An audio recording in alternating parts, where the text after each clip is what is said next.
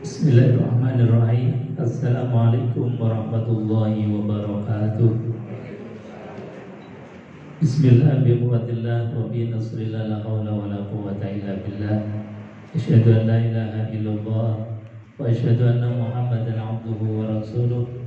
Allahumma shalli wa sallim ala sayyidina Muhammadin wa ala alihi wa sahbihi ajma'in. Rabbi shrah li sadri wa yassir li amri wa hlul 'uqdatam min lisani yafqahu qawli. Amma ba'd. Qala Allah ta'ala fi kitabil karim wa huwa asdaqul qailin. A'udzu billahi samil 'alim minasyaitonir rajim. Bismillahirrahmanirrahim. Ya ayyuhalladzina amanu taqullaha haqqa tuqatih wa la tamutunna illa wa antum muslimun. Sadaqallahul 'azim wa sadaqa rasuluhul karim wa nahnu 'ala dzalika minasyahidin. Walhamdulillahirabbil alamin. Bapak Ibu hadirin jemaah yang dimuliakan Allah Subhanahu wa taala. Alhamdulillah pada pagi hari ini kita bisa hadir kembali di tempat yang mulia, di majelis yang mulia. Mudah-mudahan kemuliaan ini bisa menjadikan kita mulia di hadapan Allah Subhanahu wa taala. Amin ya rabbal alamin. Meskipun suasananya ini suasana liburan, koyo-koyo ngajinya meh libur. Jadi dengan kita hadir tetap ngaji, insyaallah istiqomah. Mudah-mudahan dicatat termasuk orang-orang yang kata pepatah al-istiqomah khairun min alfi karomah. Istiqomah itu lebih utama dibandingkan 1000 karomah. Jadi rutin istiqomah insyaallah berkah. Bapak Ibu hadirin jamaah yang dimuliakan Allah Subhanahu wa taala. Sebelum kita lanjutkan bersama untuk melanjutkan kajian tafsir Al-Qur'anul Karim, ini ta'adus bi nikmah, menceritakan nikmat bahwa alhamdulillah kemarin pondok kita ini secara legal formal untuk wakafnya telah diikrarkan. Artinya secara legal formal kemarin dari Pak Hardi dan juga yang atas nama sertifikat sudah mengikrarkan kepada pengurus yayasan. Artinya bahwa secara legal formal untuk tanah yang diwakafkan ini sudah sah dan alhamdulillah sudah tercatat. Ini tinggal nanti ke BPN dan mudah-mudahan tambah nyaman, tambah aman kita di dalam bermajelis dan juga mengembangkan Yayasan Rumah Quran Semarang. Bapak Ibu hadirin jemaah yang dimuliakan Allah Subhanahu wa taala. Kita lanjutkan kajian tafsir Al-Qur'anul Karim. Sekarang ayat yang ke-104. Di ayat yang 104 ini Allah Subhanahu wa taala perhatian terhadap kita. Perhatian terhadap orang-orang yang hatinya punya iman kepada Allah Subhanahu wa taala. Makanya khitabnya yang dipakai itu khitab imani, panggilan keimanan. Ini Allah sampaikan ya ayyuhallazina amanu. Duhai orang-orang yang beriman. Ini di dalam tafsir disebutkan bahwa ada kalimat ya ayyuha, itu artinya kalimat panggilan. Kenapa dipanggil? Itu di dalam keterangan tafsir bahwa ada al-ihtimam lil mu'min. Jadi ada perhatian, ada rasa kedekatan Allah dengan orang-orang yang beriman. Jadi biasanya kalau kita memanggil sesuatu itu berarti ada sesuatu hal yang penting. Juga ada nilai kedekatan. Ini artinya apa? Allah Subhanahu wa taala menganggap penting sehingga memanggil kita orang-orang yang beriman untuk disampaikan satu informasi, satu perintah ataupun larangan. Ini bentuk perhatiannya Allah terhadap kita. orang-orang yang beriman. Juga ditafsirkan bahwa ketika ada kalimat ya ayyuhalladzina amanu, itu khitabnya atau yang dipanggil adalah umat Muhammadin sallallahu alaihi wasallam, yaitu umatnya Rasulullah sallallahu alaihi wasallam. Ya kita. Artinya dalam ayat ini kita punya perhatian khusus. Karena apa? Saat ini seolah-olah Allah memanggil kita.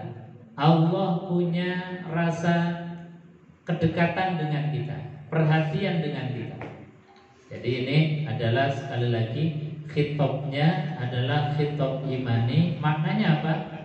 Kalau kita baca ayat ini seperti kita dapat WA dari Allah, dapat surat dari Allah. Isinya apa? Kata Allah Subhanahu wa taala, la taqulu ra'ina. Wahai orang-orang yang beriman, jangan kalian mengatakan ra'ina. Ra'ina itu artinya lihatlah kami, atau minta perhatian dari Rasulullah sallallahu alaihi wasallam. Ra'ina itu dikatakan sebagai kalimat yang sebetulnya itu kalimat biasa.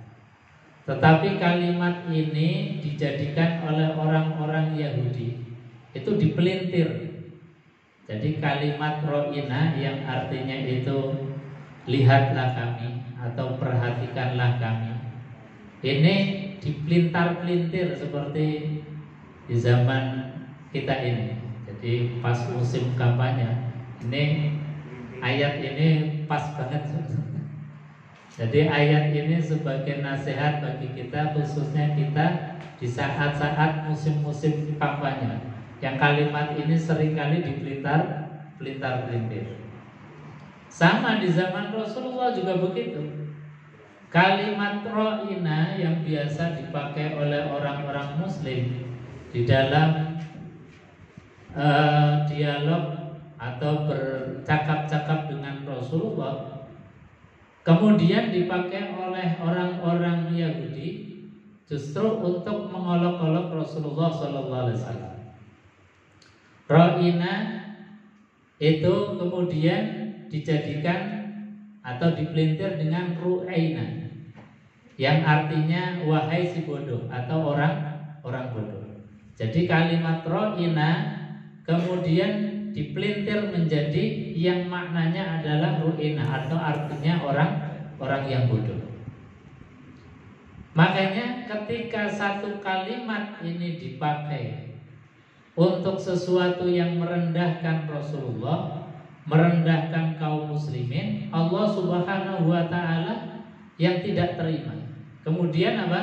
Mengajarkan kepada kaum muslimin, sahabat pada waktu itu, la taqulu ra'ina, jangan kalian mengucapkan ra'ina wa qulu unzurna, tetapi ucapkanlah unzurna. Jadi satu penggalan larangan itu sebetulnya di sini banyak makna dan banyak kandungan yang dijelaskan oleh para ulama. Jadi satu kalimat diksi yang dipakai oleh orang-orang non-muslim untuk kemudian menyerang atau membuli umat Islam atau bahkan membuli Rasulullah SAW, ini pun dilarang oleh Allah Subhanahu wa taala. Lah maknanya apa? Kalau satu kata, satu diksi, satu kalimat yang merendahkan Rasulullah, merendahkan kaum muslimin saja dilarang, ini artinya bahwa sesuatu yang kemudian menjadikan kalimat-kalimat itu menjadi merendahkan syariat, merendahkan Rasulullah SAW, atau merendahkan kaum muslimin, maka ini pun adalah sesuatu yang dilarang oleh Allah Subhanahu wa taala. Jadi meskipun yang disampaikan di ayat ini adalah satu ucapan ro'ina diganti dengan unzurna, tetapi maknanya lebih daripada itu. Para ulama, apapun bentuknya yang menjadikan atau merendahkan Rasulullah itu juga dilarang oleh Allah Subhanahu wa ta'ala. Dan diksi-diksi yang semacam ini banyak sekali. Tapi yang tadi menjadikan rendahnya syariat, rendahnya Rasulullah SAW, ataupun dijadikan sebagai satu kalimat, satu diksi yang diklaim menjadi kelompok tertentu.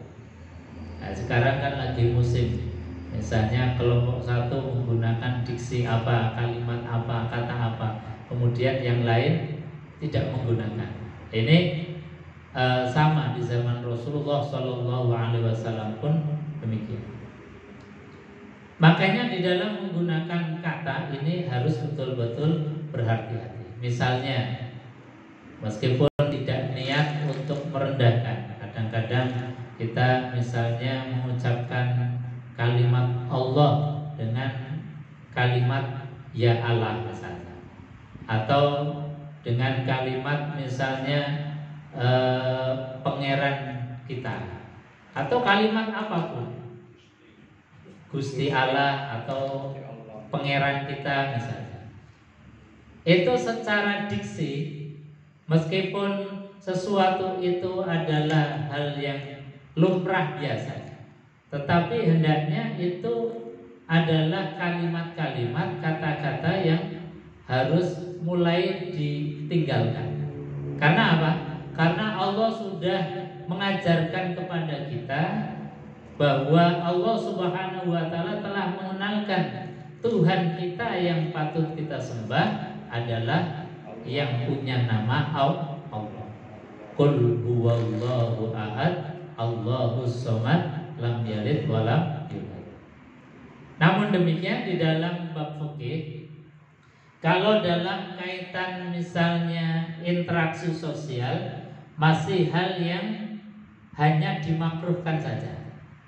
Tetapi kalau sampai masuk kepada ranah-ranah ibadah ubudiyah, misalnya sholat, kok takbirnya diganti dengan bahasa lokal, dengan Allah Maha Ageng misalnya, atau dengan bahasa kita sendiri, itu sudah ranah yang tidak boleh. Kenapa? Karena Allah Subhanahu wa ta'ala telah mengenalkan diri namanya, maka kita ketika memanggil jangan memanggil nama selain Allah Subhanahu wa ta'ala. Ini dalam ibadah fardhu. Meskipun dalam ibadah-ibadah sosial itu nanti ditentukan dari kira-kira merendahkan enggak syariat, merendahkan enggak Rasulullah SAW, atau merendahkan kaum muslimin. Kalau kira-kira itu merendahkan Allah, merendahkan Rasulullah, merendahkan kaum muslimin, maka itu dihukumi sebagai sesuatu yang dilarang. Sebagaimana Allah melarang ketika kaum muslimin itu mengatakan ra'ina, maka Allah sampaikan la taqulu ra'ina wa qulu dzurna wasma'u walil kafirina azabun alim. Bapak Ibu hadirin jamaah yang dimuliakan Allah Subhanahu wa ta'ala. Jadi sekali lagi, ternyata pilihan kata itu menjadi sesuatu barometer iman. Jadi kalau orang beriman itu betul-betul memilih kalimat yang tidak ada sesuatu yang menjadikan Rasulullah SAW itu terhinakan. Jangan menjadikan kalimat yang syariat itu kemudian terhinakan.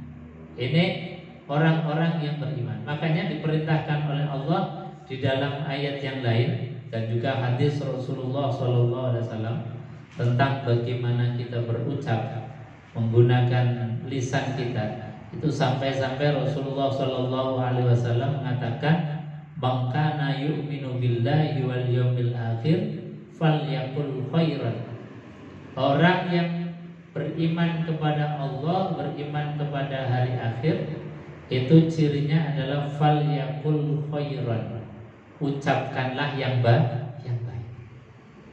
Jadi sekali lagi bahwa lisan itu betul-betul menjadi ukuran barometer iman.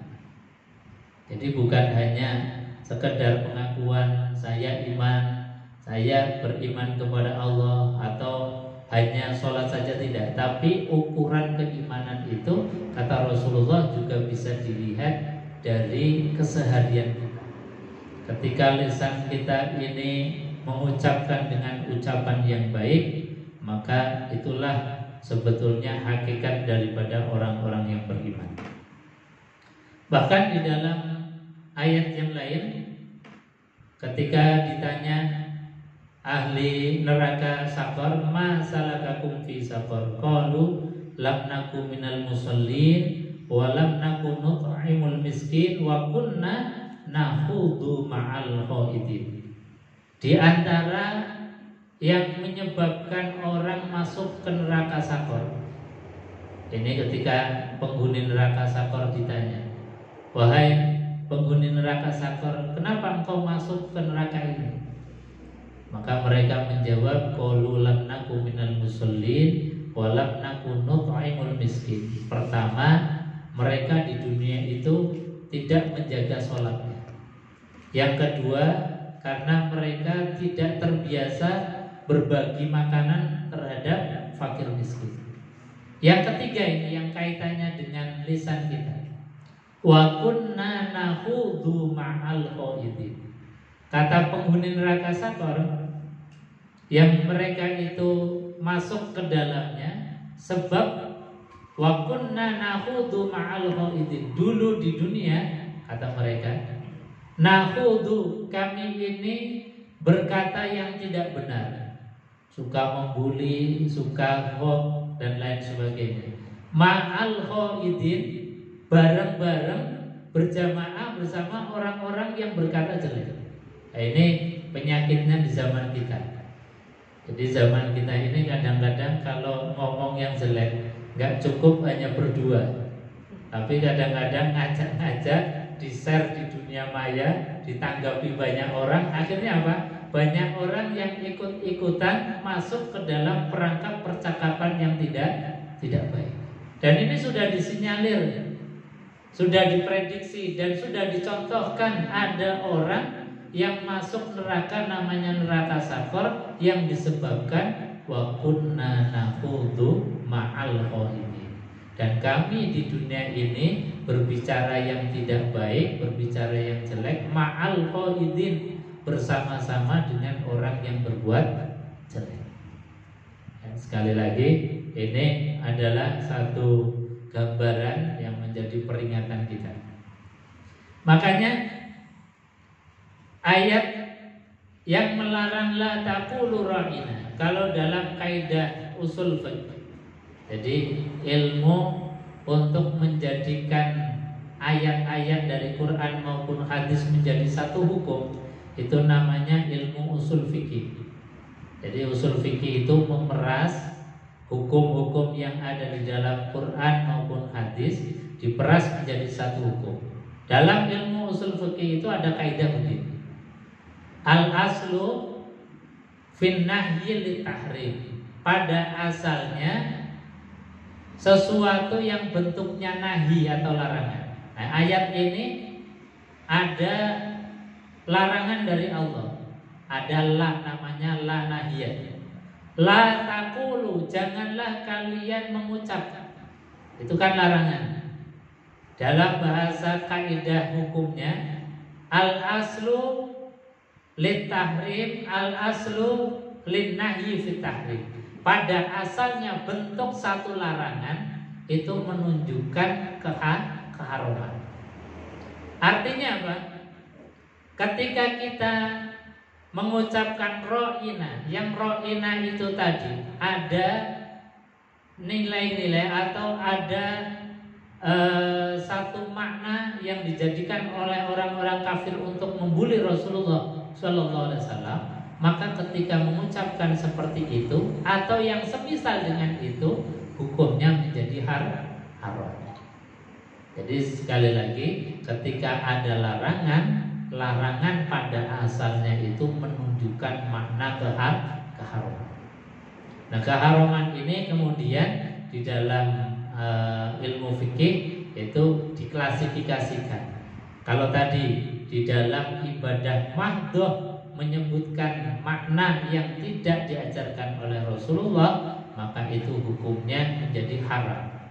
Tetapi kalau dalam hubungan-hubungan sosial seperti tadi menyebutkan Gusti Allah, menyebutkan misalnya apa yang biasa kita lakukan, asal itu tidak menjadikan rendahnya derajat syariat, itu barangkali masih dalam tataran makruh saja, sesuatu yang dibenci atau tidak disukai di dalam syariat. Tapi kalau sudah sampai kepada menjadikan nilai-nilai Islam itu direndahkan, Rasulullah SAW direndahkan, seperti kalimat tadi, ro'ina, dipelintir oleh orang-orang Yahudi itu menjadi ureina, maka ini menjadi haram ketika kita mengucapkan di hadapan Rasulullah SAW. Bapak Ibu hadirin jamaah yang dimuliakan Allah Subhanahu wa taala.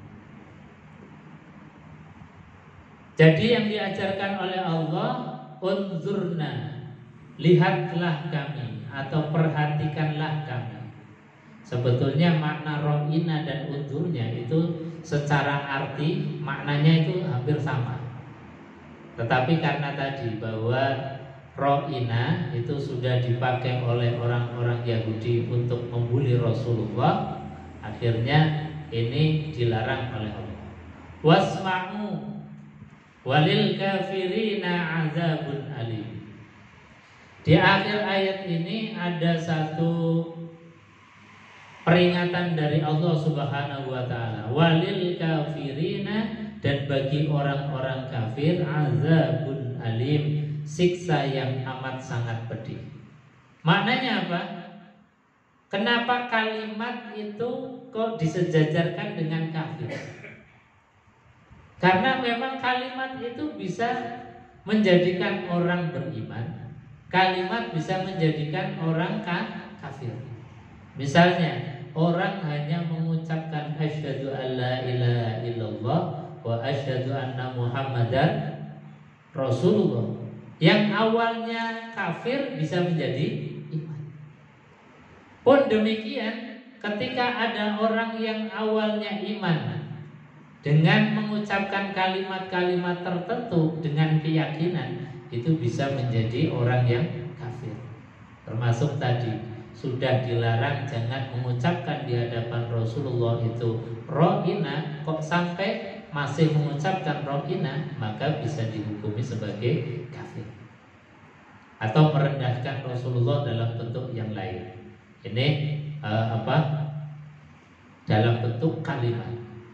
Atau misalnya seperti kemarin ada tentang masalah Natal. Natal dengan satu kalimat mengucapkan selamat Natal, hanya dengan satu kalimat. Tapi kalimat ini ketika diucapkan dengan pemahaman, dengan keyakinan yang sama dengan keyakinannya orang yang kita ucapi selamat, maka ini kalimat yang bisa menjadikan seseorang itu menjadi kafir. Ini jadi kalimat yang kita ucapkan sama seperti kalimat yang dikehendaki oleh orang yang kita selamati, itu bisa menjadi kafir disebabkan karena kalimat. Maka dari hal ini menjadi kehati-hatian kita. Nah, gimana Ustaz? Kalau misalnya di dalam masyarakat kita itu kan sudah heterogen, ada muslimnya, ada non-muslimnya. Ketika mereka itu mengucapkan selamat hari raya kepada kita, apakah enggak sebaiknya kita juga mengucapkan selamat juga ketika mereka sedang berhari raya? Nah, ini kadang-kadang menjadi problem sosial kita. Maka ketika kita misalnya dihadapkan kepada persoalan problem sosial seperti tadi, ya kita cukup mengucapkan misalnya selamat, atau kita doakan dengan doa yang tidak sampai kepada keyakinan di dalam hati kita bahwa yang kita ucapkan selamat itu adalah seperti keyakinannya mereka, yaitu apa? Nabi Isa dianggap sebagai bagian dari Tuhan yang mereka rayakan. Ini disebabkan satu kalimat. Jadi Bapak Ibu hadirin yang dimuliakan Allah Subhanahu wa taala, sekali lagi bahwa satu kalimat ini bisa menjadi seseorang itu beriman, satu kalimat juga bisa menjadi kafir. Makanya di akhir ayat ini Allah sampaikan walil kafirina azabun alim. Kenapa ujungnya ke walil kafirin? Padahal tadi di awal ayat itu hanya menyampaikan larangan atas pengucapan satu kalimat ro'ina. Jadi betapa pentingnya kita ini mencari diksi-diksi, mencari satu kosakata yang tidak sampai kepada merusak akidah kita. Ini menjadi penting. Bapak Ibu hadirin jamaah yang dimuliakan Allah Subhanahu wa taala. Di ayat 104 ini mungkin ada yang mau ditanyakan atau ditambahkan, monggo kalau ada. Kita diskusi dulu karena mungkin untuk hal ini jadi penting yang bisa ditanyakan atau ditambahkan. Monggo kalau ada. Jadi, monggo Pak.